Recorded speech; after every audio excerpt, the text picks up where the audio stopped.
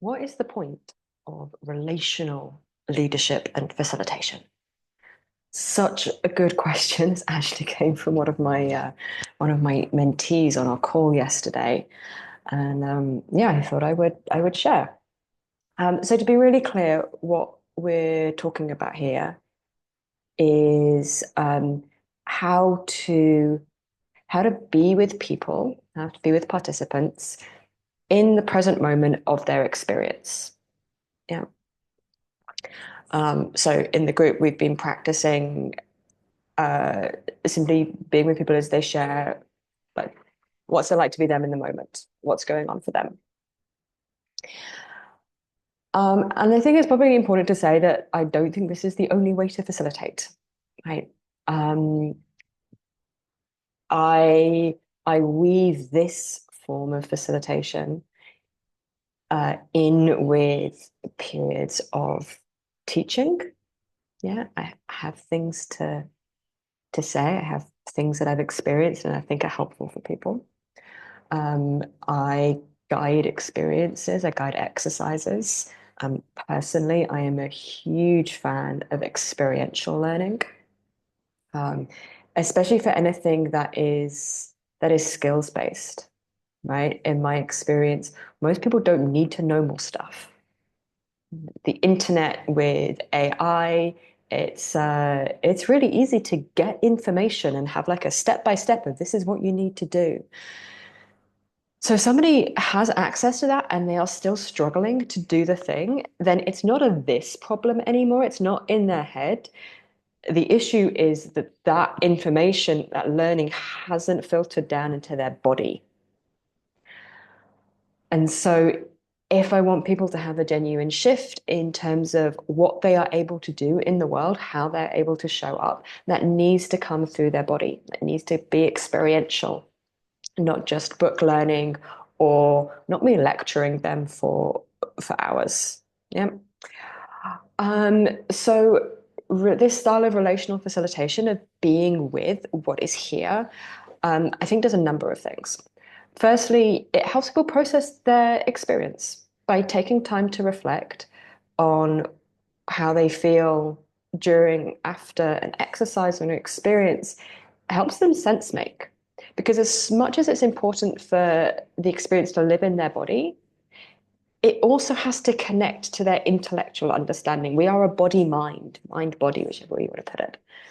And so the integration of those two things is really important. And so having people reflect is one way that they can start to sense make. It also helps people learn from each other, right? And this is something I really appreciate as a facilitator, that the emphasis isn't solely on me to be this all-knowing guru, right? That people can learn from each other's experiences and perspectives, and that can shed a lot of light. It often sheds a lot of light for me. I experience these things through my lens. And the more that I do them, the more obviously I'm kind of picking up what other people experience. But every now and again, I'll have a participant who will share something. I'm like, wow, I have never thought of that before. And that just adds to the richness of this experience for my participants. The other one of the other things that I think this can be really helpful for is people don't come into your workshops or your courses or whatever it is that you do into work with you, whether you're a coach or whether you're a business leader, right? People don't come with this like fresh, clean emotional slate every day, right? They arrive with all of the stuff that is going on in their lives. And let's face it, for lots of people, that means overwhelm, stress, anxiety, depression, problems in their relationships, worried about their work, um, not to mention the kind of like collective undercurrent of climate anxiety and God, just reading the news every day, right? And something Mark Walsh taught me a few years ago was that stress, any form of these kind of like difficult experiences, makes us a little bit dumber, a little more conservative, and a little bit meaner. Um, None of those are useful qualities for learning. Yeah.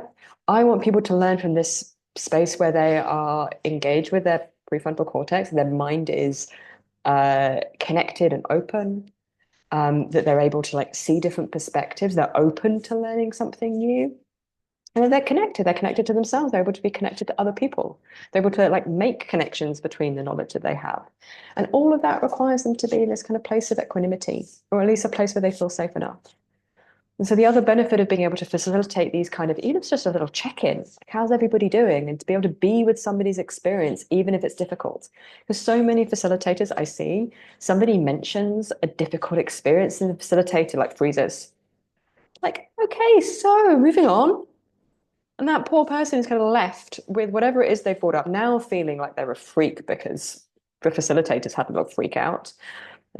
So there's something about being able to stay with somebody's experience so that they feel validated, so that they have a sense that they're not alone in what they're going through, that can really help somebody go from wherever they've been to kind of into center and being ready to learn, which is what you want. Okay. And and then the other piece that is really important for me in this is that so many of the problems in the world, I think, not to be reductive, but stem from some form of disconnection. Disconnection from our bodies, disconnection from other people, polarization, our disconnect from the more than human world. And so there's something really powerful, like whatever it is that you do in the world, whatever modality, whatever work that you do, fostering more connection, fostering more opportunities for people to connect to each other, to connect to nature and the more than human worlds. I think that's such a powerful antidote. I don't think it's going to fix all of our problems. Absolutely not. But I think it's a foundational piece that we need in order to be able to navigate these kind of wicked problems and challenges, dilemmas that we face in the world. I don't think it's going to do any harm anyway. Um, so I'm always looking for opportunities when I'm facilitating. How can I have people connect more, not just with me in the big group, but have them connect more with each other as well. So I say, I don't think it's the only way to facilitate, unless you're a circling facilitator. It's a very specific practice of it's like interpersonal meditation on the present moment. Um, Most of us are weaving in uh, teaching exercises, all sorts of different tools, different modalities. I think this kind of core thing of being able to feel comfortable as a facilitator when emotions are in the room, to be able to receive people, to have them feel held in that experience, um, I think is fundamental. I think whatever else you do, this for me is the missing piece. Um, so that's why I think it's important. I'll admit I'm biased. It's like this is what I do for a living. So, but I do it for a reason. I do it because I think it works. It's worked for me as a learner, and it works for me as a facilitator. Um, so yeah, I'd be really curious to hear how this lands. Curious whether you feel this is something that you feel confident being able to do with people, to find this flow between the structure of your plan and then being responsive to what is emerging in the present moment. And how do you feel when somebody shares a difficult experience that they don't like what you're doing, but they're having a hard time? Yeah, can you stay?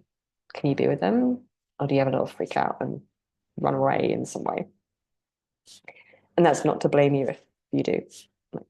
This is a skill. It's actually a set of skills, and it takes a lot of practice.